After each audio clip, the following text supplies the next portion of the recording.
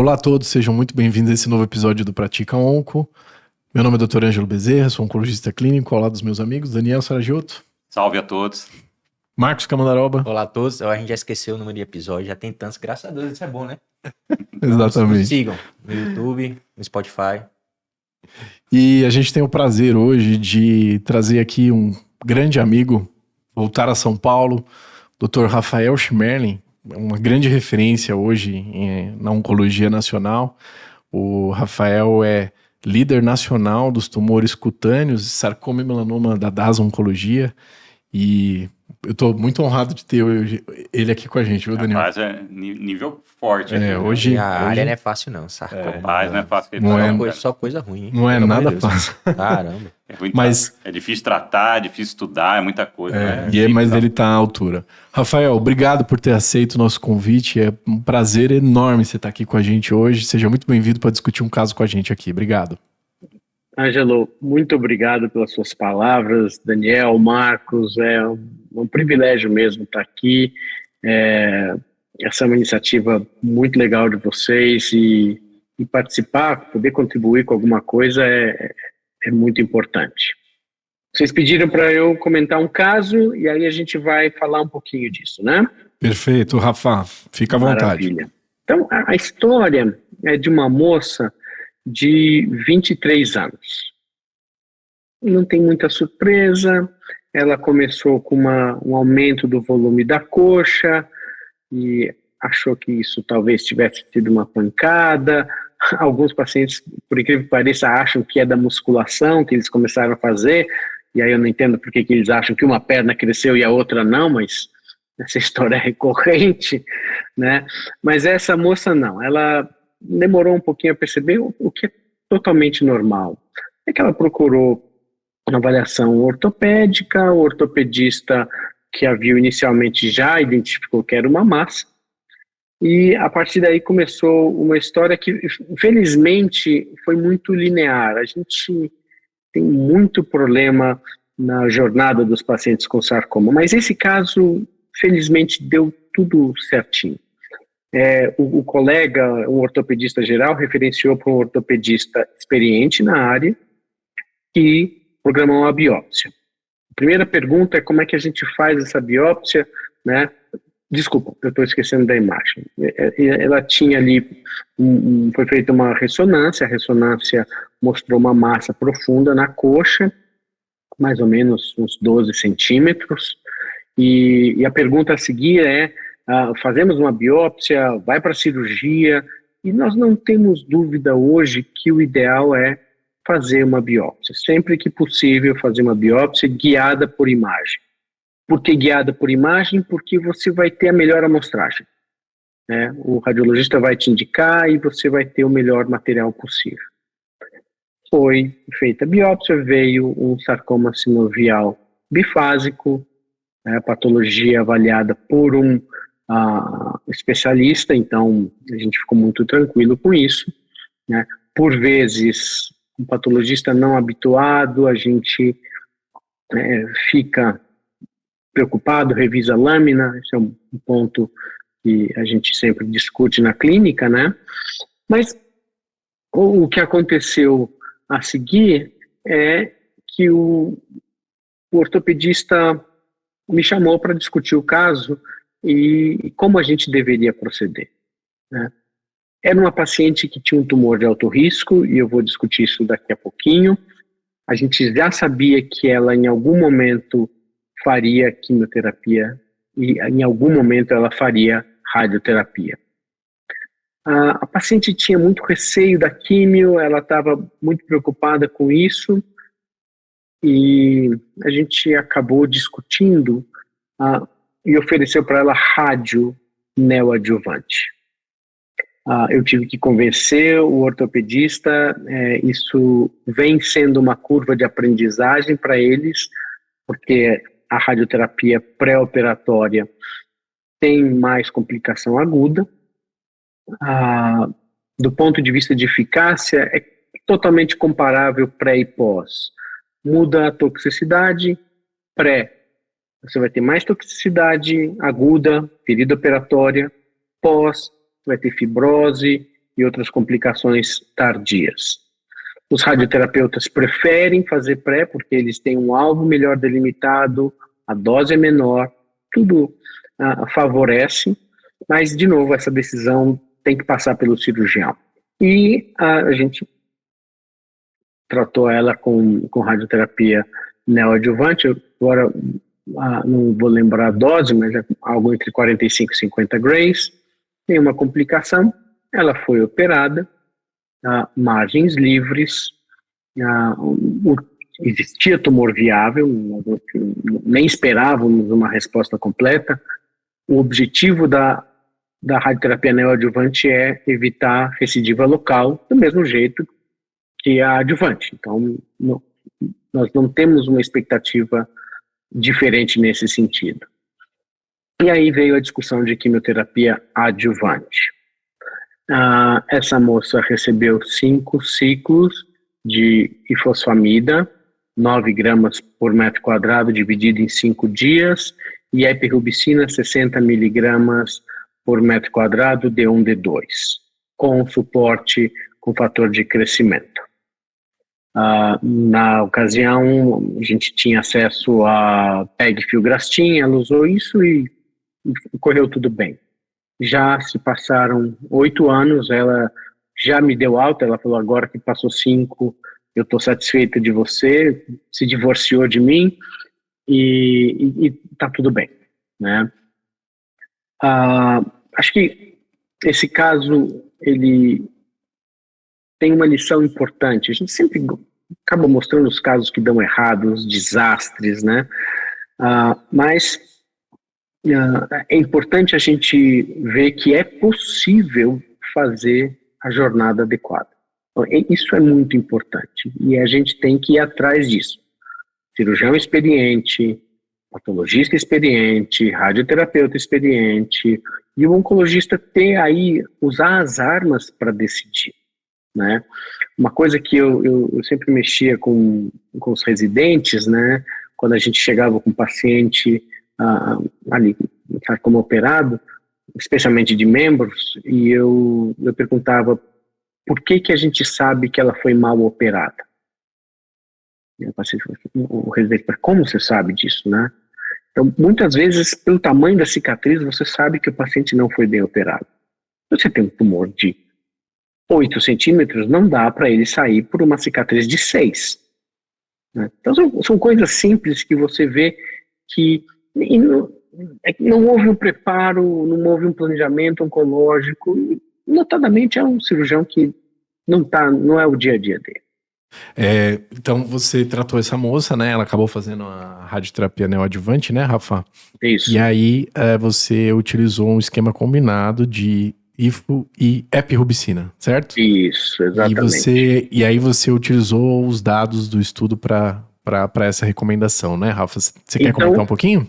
Então, a história da adjuvância dos sarcomas, ela é muito antiga e sempre foi muito desorganizada. Um monte de fase 2, não tem sentido nenhum a gente tomar decisão com fase 2, né? E em 2001 aparece um estudo italiano importante, um autor chamado Frustacci, e ele fez um estudo randomizado, né, em que tinha somente pacientes com sarcomas de alto grau. E ele randomizou nesse regime que eu mencionei, e o regime, depois de incluir uns 100 e poucos pacientes, ele já teve benefício de sobrevida global e o estudo foi interrompido pelo comitê. Né? Então, foi a primeira vez que a gente teve um estudo muito claro nesse cenário, e foi um regime adotado na Itália, né, e depois nos Estados Unidos, muito amplamente. Né? Nos Estados Unidos acabam usando dox em vez de IFO, em vez de EP, mas são filigranas, né? Em vez de 9 gramas, nos Estados Unidos eles usam 10 gramas, não é isso que faz a diferença, né? Mas assim, usar uma dose alta de ifosfamida é importante. Por quê? Porque a gente está falando aqui de adjuvância e algo que eu sempre insisto é que toda a flexibilidade que a gente tem na doença metastática, porque você está avaliando o paciente, não pode ser extrapolada para a adjuvância. A adjuvância você tem que seguir a receita. Mas também porque sempre foi muito tóxico e esse foi o único estudo, e depois viram que o estudo não ficou mais positivo, mas ele não tinha poder para determinar a sobrevida global, mas ele foi interrompido por conta do comitê. O EORTC fez um estudo grande, uns 350 pacientes por braço, mais ou menos, e randomizou a epirubicina 60 mg por metro quadrado 2 dias, mais ifosfamida 5 gramas por metro quadrado. E uma outra coisa, o EORTC usou um critério de alto risco, ele chamou de pacientes de alto risco, não de alto grau necessariamente. Mas os alto riscos eram pacientes de alto grau, tamanho superior a 10 centímetros, ou questões de ressecabilidade ou recidiva. São pacientes de alto risco, mas biologicamente são pacientes diferentes do estudo italiano. Só para a gente ter uma ideia, não é certo comparar estudo, mas a gente faz isso todo dia, né? Quando você pega a taxa de recidiva dos pacientes não tratados, né, nos 2 estudos, no grupo do estudo italiano, você tem 60% de recidiva. Então, é um número bastante importante. No estudo do EORTC, 25%.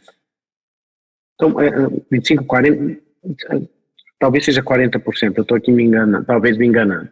Isso, é 40%, perdão. A sobrevida global no estudo italiano foi 50%, no estudo do EORTC, 75%. Então, assim, claramente são populações diferentes. E aí vem uma coisa que eu acho muito interessante, porque fizeram uma avaliação post-hoc, uma avaliação não planejada, em que pegaram os dados desse estudo do EORTC e fizeram reavaliar os dados usando uma ferramenta de avaliação de risco, que é o Sarculator. O Sarculator é um nomograma relativamente simples, que foi publicado, mas o mais fácil é a gente acessar ele no aplicativo gratuito. E quando eles revisaram os dados do estudo, e eles categorizaram os pacientes de risco intermediário, médio e alto, né, considerando a sobrevida global, então os riscos altos seriam os pacientes que teriam 50% ou menos de sobrevida, eles viram que os pacientes de alto risco tiveram uma redução de 50% de risco de morte, que é parecido com o que o estudo italiano dizia. E aí, não é só nessa adjuvância, a chave da adjuvância vem da estratificação de risco, né? Sempre a gente vai precisar partir do risco, e essa historinha da adjuvância, para mim, é muito emblemática, porque você tem um estudo que, entre aspas, se tornou, né, positivo, porque ele foi melhor reavaliado. Para a gente também encerrar um pouquinho, do ponto de vista de consistência dos dados, mesmo antes dessa reanálise, né, quando o estudo do EORTC foi apresentado em negativo, eles usaram esses dados e atualizaram uma meta-análise antiga, e mesmo depois dessa atualização da meta-análise, manteve-se o dado de redução de risco de morte para adjuvância com quimioterapia. Lógico que na meta-análise os regimes são uma salada, mas antracíclico e alquilante, sem dúvida, é importante. Interessante. Muito legal. Rafa, então você já colocou algumas informações bem interessantes aí, né? Então, como é que você classifica essas pacientes como alto risco, né, Daniel? Na época que eu era residente, eu sempre tinha uma dificuldade gigantesca de entender quem são essas pacientes, né? A gente sabe que é essas características biológicas, aí, tamanho, enfim, o Rafa colocou até os critérios de ressecabilidade, enfim, né? Marcos, você queria fazer uma pergunta Sim, prática sim. do esquema de químio, Sim. né? Meu amigo Rafael, na prática, né? Esse protocolo epirubicina e fosfamida realmente é uma pancada, né? A gente brinca com os pacientes. Como é que você conduz no dia a dia em relação a outros tratamentos adjuvantes, medicamento para náusea, para diarreia, para poder aumentar a imunidade? Como é que você faz isso?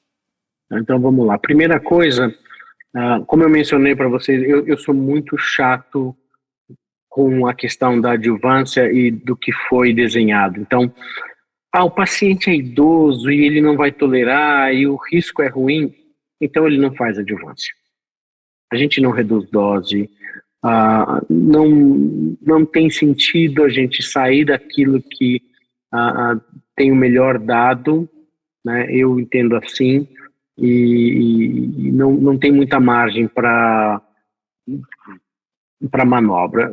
Só também uma observação, a gente vê muita gente usando gencitabina com docetaxel para leiomiossarcomas, né? O dado não justifica.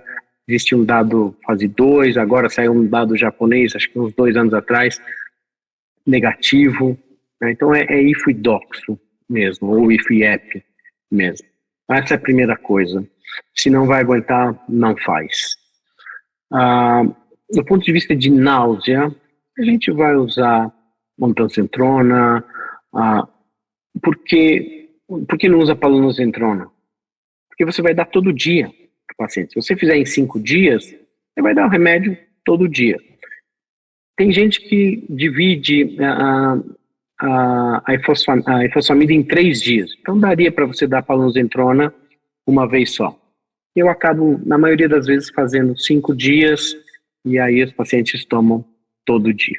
Os meus pacientes, em geral, eu dou emende, fosapreptante mesmo, então só no primeiro dia. Quando a gente tinha o emende oral, né, eles recebiam uma dose no primeiro dia e depois nos dias subsequentes. Eu tive 2 pacientes que tiveram encefalopatia por ifosfamida, e quando eu fui atrás, existe uma interação medicamentosa do fosapreptanto com a ifosfamida, aumentando o risco de encefalopatia mesmo. Então, nem pensem em fazer um segundo dia de fosapreptanto, isso não é apropriado. Precisa tomar cuidado, e se um paciente teve alguma coisa e você acha que vale a pena ainda tentar tratar, talvez na doença metastática, talvez tirar o fosapreptante possa diminuir o risco. A gente precisa hidratar os pacientes, a questão do risco de nefrotoxicidade da ifosfamida é real, né? Então, hidratação, manter a urina alcalina. E eu também, quando eu estava no começo da carreira, tinha acabado de sair da residência, eu era mais durão, vamos fazer isso ambulatorial. Não faço mais. É ruim para os pacientes, é ruim para a enfermagem, eu interno o paciente e a coisa vai ser mais civilizada para todo mundo. Maravilha. O Daniel, você tem uma pergunta em relação ao segmento, né, desses pacientes? Isso, após o término do tratamento, Rafael, como que você maneja o segmento desses doentes? Então, As suas recomendações. Sempre a gente vai ter aqui aquela discussão de que, puxa, não tem um estudo definitivo, né? Então, o sarcoma pior ainda. Mas a gente precisa ter em mente, então, por exemplo, o sarcoma sinovial, por exemplo, de membro, né? Então, se você tiver um sarcoma de membro, você vai ter que fazer uma imagem local, né? E pelo menos uma tomografia de tórax. Isso a gente vai espaçando com o tempo, tem os tradicionais a cada 3, a cada 4, a cada 6 meses, depois uma vez por ano. Então essa é uma forma. Alguns sarcomas precisam de um carinho especial. O liposarcoma dediferenciado, você precisa monitorar o abdômen, então se você tiver um sarcoma do reto peritônio, né, você vai acompanhar isso, mas mesmo os liposarcomas dediferenciados do tronco, a gente tem, né, muito mais recaídas intraabdominais, então é uma doença que merece uma atenção. E Uma outra doença que tem uma característica interessante é o liposarcoma mixoide, que você, no estadiamento, existe uma recomendação de você fazer uma ressonância de coluna total. Do mesmo jeito que em alguns cenários se faz para câncer de próstata, que o pessoal do mieloma fazia, hoje já tem medicina nuclear mais eficiente, porque existe um risco considerável de metástases ósseas dessa entidade. Então, seriam talvez as únicas peculiaridades. Manter uma imagem local, manter uma imagem do tórax, né, para todos os sarcomas de alto grau. Para essas duas entidades, lípido diferenciado e lipomixoide, incluir o abdômen no segmento. Excelente.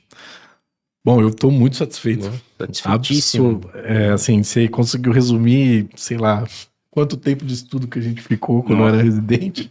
Negócio complicado. É muito complexo mesmo. Umas coisas que eu só aprendi agora, né? Dentro não aprendi, entendi Exato. agora. Aprendemos com o Rafa. E eu gostei que, assim, foi um caso que ele discutiu muito a parte teórica, né, dos estudos de adjuvância, mas como o nosso nome diz aqui, eu prática onco, né? Exato, Tem muita dica prática aí. Muito legal, né? Essa parte que o Rafa colocou de internar o paciente, acho que isso aí é importante, né? muito, cada vez Como mais. faz controle de EMs, as dicas de interação, isso é dia a dia da prática onco, né? Perfeito, perfeito. Rafa, mas pra gente manter a nossa tradição aqui, a gente queria ficar aqui te ouvindo o tempo todo, né? Mas a gente tá estourado no tempo.